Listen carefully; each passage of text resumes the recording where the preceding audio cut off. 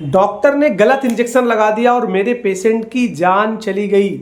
आपने ऐसा कई बार देखा होगा और हॉस्पिटल में तोड़ फोड़ भी देखा होगा कि हॉस्पिटल के अंदर तोड़ फोड़ हो रही है इस मामले को लेके।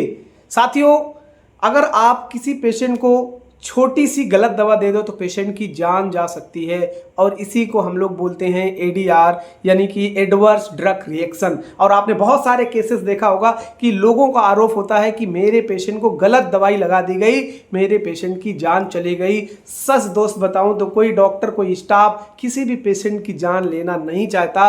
वो नहीं चाहता कि मेरे वजह से किसी की जान चली जाए, बल्कि जान इसलिए जाती है कि उस पेशेंट के अंदर होता है एडवर्स ड्रग रिएक्शन। ये क्या होता है adverse drug reaction? Adverse drug reaction वह रिएक्शन है जब किसी पेशेंट को नॉर्मल डोज में कोई मेडिसिन दी जाती है, उसके बाद उस पेशेंट के अंदर नॉक्सियस इफेक्ट देखने को मिलता है। इसको हम लोग एडीआर बोलते हैं और एडीआर से कई बार ऐसा होता है कि पेशेंट की जान चली जाती है और लोग आरोप लगाते हैं कि मेरे पेशेंट को जानबूझ के इस डॉक्टर के इंजेक्शन लगाने के, इस नर्स के इंजेक्शन लगाने से मेरे पेशेंट की जान चलेगी। सच बताऊं दोस्त, कोई भी किसी पेशेंट की जान लेना नहीं चाहता।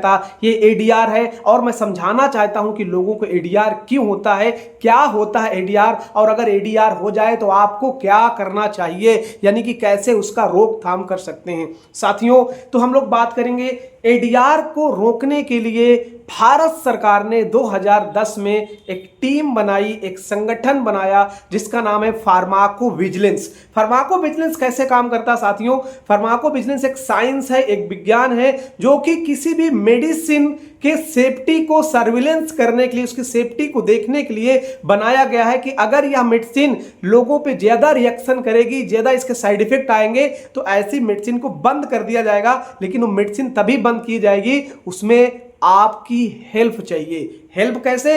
यानी कि आप किसी भी हॉस्पिटल में काम कर रहे हो, किसी भी संस्थान में काम कर रहे हो और पेशेंट को कोई भी दवा देने के बाद उसके अंदर कोई रिएक्शंस देखने को मिलता है, यानी कि एडीआर देखने को मिलता है, तो आपको करना होगा रिपोर्टिंग। रिपोर्टिंग कहां करोगे? अभी आपको नंबर बता दूंगा, साइट बता दूंगा, कुछ ऐप के नाम बता दूंगा। उस ऐप पे जाकर के आप डायरेक्टली रिपोर्टिंग करोगे। रिपोर्टिंग करने वाले के नाम पे कुछ भी नहीं होगा, कोई भी लीगल एक्शन नहीं होगा, बल्कि आप सरकार को डायरेक्टली मदद कर पाओगे। मदद सरकार के साथ आप अपने पेशेंट पे मदद कर पाओगे कि दोबारा ऐसी गलती किसी दूसरे पेशेंट के साथ नहीं होगी जो आपने इस पेशेंट के साथ देखने को मिली। क्योंकि गलती आपकी नहीं होती, गलती किसकी है? गलती दवा की है। अच्छा, दवा के साथ साथ कोई ब्लड कंटेंट से रिएक्शन हो रहा है, आप उसको भी रिपोर्ट कर सकते हो।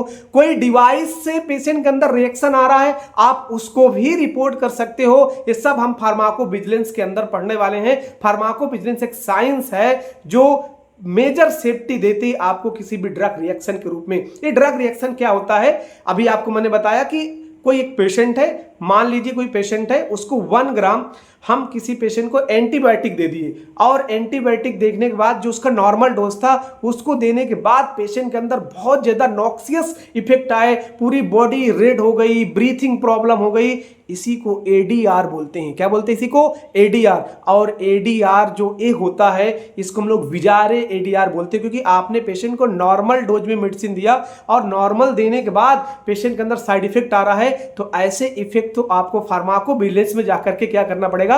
रिपोर्ट करना पड़ेगा। और जब ऐसी रिपोर्ट होगी तो हम देखेंगे कि जो मेडिसिन से रिएक्शंस हो रहे हैं, हो सकता है आपके लिए हानिकारक हो, सरकार ऐसे मेडिसिन को बंद कर देगी, मतलब उसको मार्केट के अंदर लॉन्च नहीं करेगी।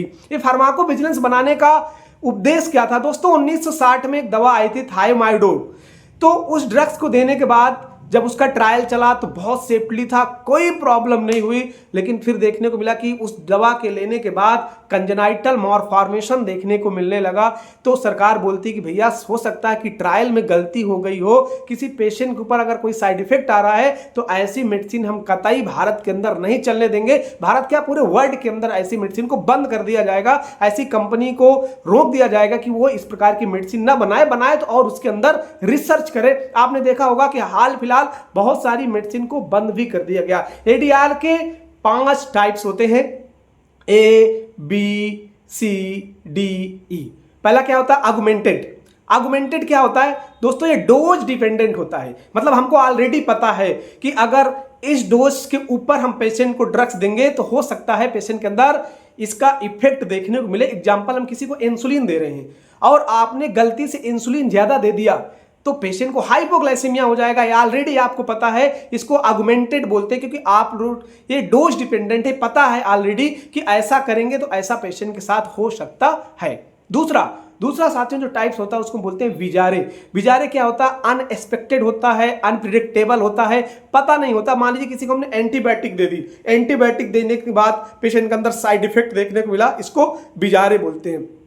तीसरा जो होता है साथियों क्रोनिक होता है। क्रोनिक का मतलब कि लंबे समय के बाद रिएक्शन पेशेंट को देखने को मिलता है। जैसे हम किसी को कॉर्टिकोस्टेरॉइड चला रहे हैं, कोई स्टेरॉइड मेडिसिन दे रहे हैं, तो हम देखते हैं कि पेशेंट को जब स्टेरॉइड मेडिसिन दिए या एंटी मलेरिया ड्रग दिए तो बहुत लंबे समय बाद देखते हैं कि पेशेंट के इम्यूनो सप्रेशन होने लगता है, पेशेंट को इन्फेक्शन होने के चांसेस होता है, पेशेंट की मलेरिया की दवा देने के बाद आई डैमेज होने लगता है, तो लंबे समय बाद पता चलता है। इसको हम लोग क्रोनिक एडीआर बोलते हैं। और जो चौथा एडीआर है वो है डिलेड। डिलेड का मतलब है कि बहुत लास्ट में पेशेंट के लास्ट में जाके पता चलता है। मान लीजिए कोई पेशेंट एंटी कैंसर ड्रग्स ले रहा है या कीमोथेरेपी ले रहा है, तो लास्ट में आपका उसको साइड इफेक्ट देखने को मिलेगा। पेशेंट के हेयर लॉस हो रहा है, वेट कम हो रहा है, स्किन प्रॉब्लम्स हो रही है, तो सबसे लास्ट में पता चला, तो इसको हम लोग डिलेड एडीआर बोलते हैं। और जो पांचवा है और लास्ट टाइप है एंड ऑफ यूज, मतलब कि बीमारी खत्म होते होते जो पेशेंट के अंदर साइड इफेक्ट आते हैं उसको एंड ऑफ यूज बोलते हैं। मान लीजिए कि किसी पेशेंट को आप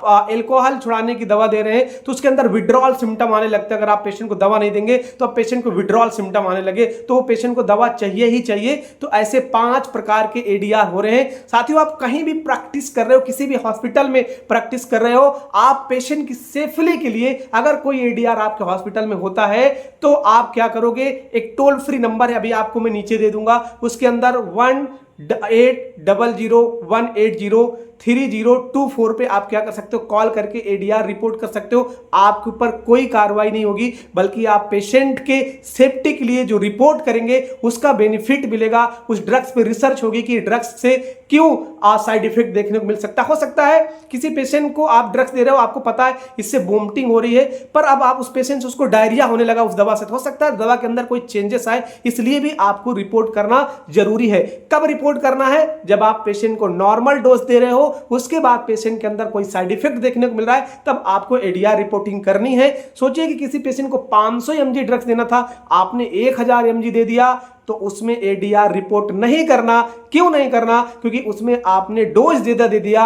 ये मेडिकेशन एरर है और मेडिकेशन एरर का कोई भी एडीआर रिपोर्ट आपको नहीं करना। एडीआर रिपोर्ट आपको तभी करना है जब आप पेशेंट को नॉर्मल डोज में दवा दे रहे हैं और उसके बाद पेशेंट के अंदर साइड इफेक्ट आ रहा है, तो 100% आपको एडीआर रिपोर्ट करना है। इसी को फार्माको बिजनेस बोलते हैं। 2010 में इस संस्थान को बनाया गया। इसका जो इंडिया के अंदर हेडक्वार्टर है वो गाजियाबाद के है और वर्ल्ड का जो हेडक्वार्टर है वो सूडान के अंदर है। और साथियों, ये बहुत ही इंपॉर्टेंट है पेशेंट से सेफ्टी के लिए। तो आप जहां भी कहीं भी प्रैक्टिस कर रहे हो, अगर कोई एडीआर होता है तो आप एडीआर रिपोर्ट करना और किसी डॉक्टर को मत बोलना कि उस डॉक्टर के इंजेक्शन लगाने से, उस नर्स के इंजेक्शन लगाने से पेशेंट की जान चली गई। कोई डॉक्टर, कोई नर्स अपने पेशेंट को मारना नहीं चाहता, वो आपसे ब्लेस लेना चाहता है। कैसी लगी वीडियो दोस्तों? अगर वीडियो अच्छी लगी तो चैनल सब्सक्राइब, वीडियो लाइक और शेयर करना। थैंक यू सो मच दोस्तों।